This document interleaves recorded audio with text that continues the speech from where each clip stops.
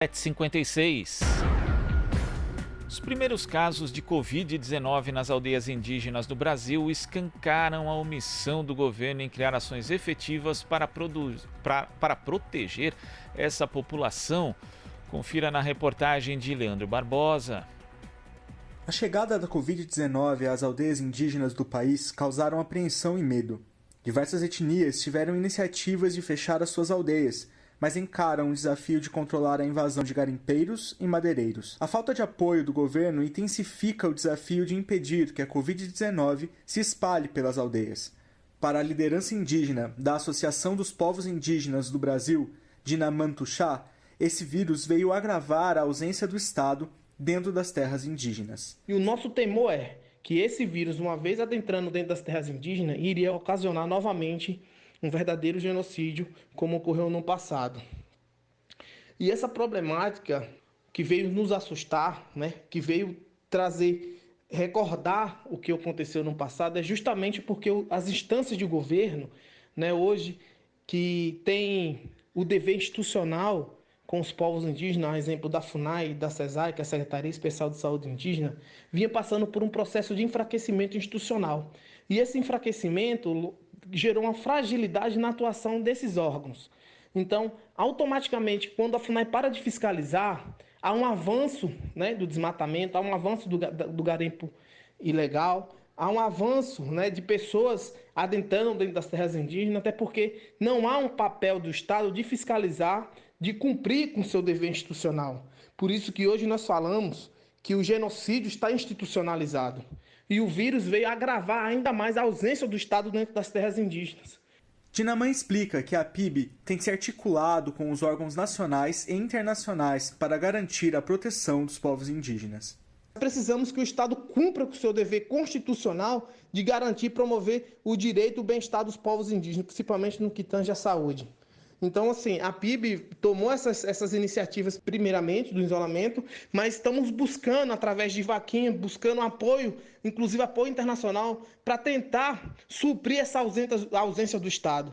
Medidas, ações judiciais estão sendo movidas pela nossa articulação. Nós estamos fazendo articulação junto a alguns órgãos de fiscalização, como o Ministério Público Federal, como a Defensoria Pública da União, para tentar assegurar que os povos indígenas tenham o seu direito resguardado, que tenham a sua saúde de forma plena e que garanta a integridade de todas as comunidades hoje que habitam no território nacional.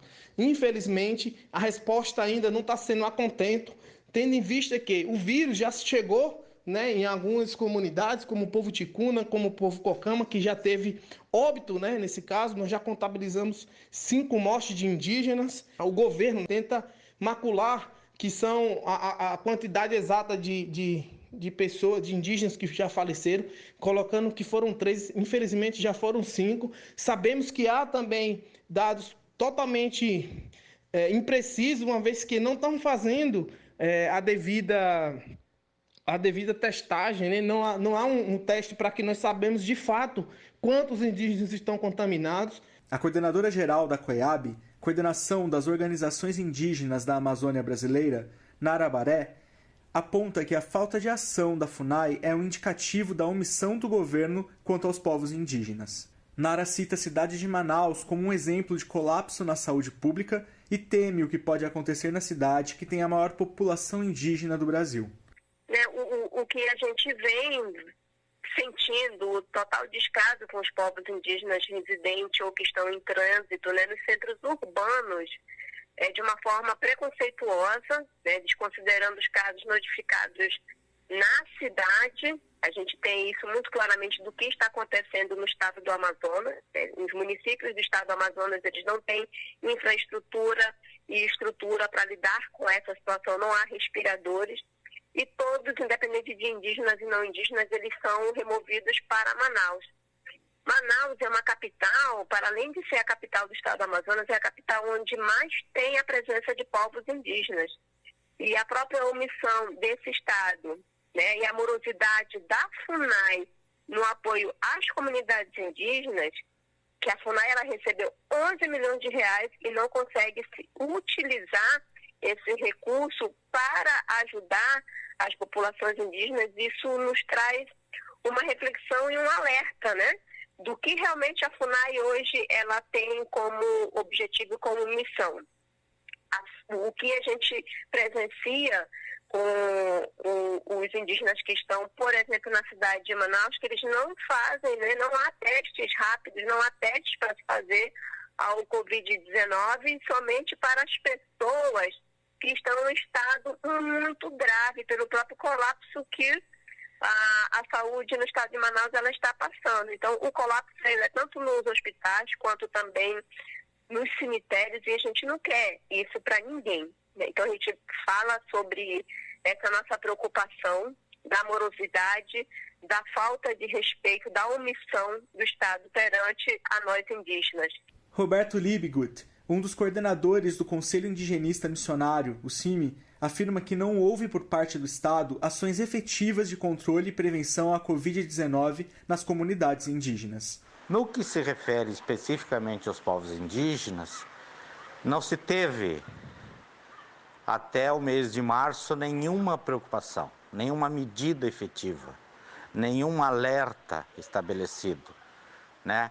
Até mesmo porque a política de saúde para os povos indígenas, ela desde o início do governo Bolsonaro, ela vem sendo questionada e tratada com muita desconfiança pelo poder público, né?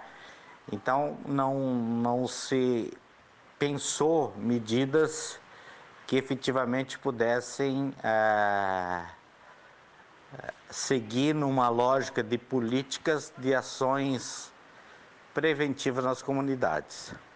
Para Sarah Schenker, coordenadora da Survival Brasil, organização que atua pelos direitos dos povos indígenas desde 1969, o governo brasileiro não pode ser omisso diante das invasões que estão ocorrendo nas terras indígenas, colocando em risco inúmeras etnias. O coronavírus é uma ameaça de vida ou morte para todos nós, claro, mas para os povos indígenas é particularmente perigoso. Agora, o governo brasileiro precisa despejar todos os invasores ilegais que estão dentro das terras indígenas. É muito urgente isso. Agora estamos vendo taxas alarmantes de invasões nas terras indígenas do Brasil, invasões de madeireiros, garimpeiros, fazendeiros e outros. E isso está criando uma situação bem precária para os povos indígenas. Questionada sobre as estratégias para evitar a propagação do coronavírus nas aldeias brasileiras, a FUNAI não havia se manifestado até o fechamento da reportagem. Leandro Barbosa, Rádio Brasil Atual. Você está ouvindo Jornal Brasil Atual. As notícias que os outros não dão.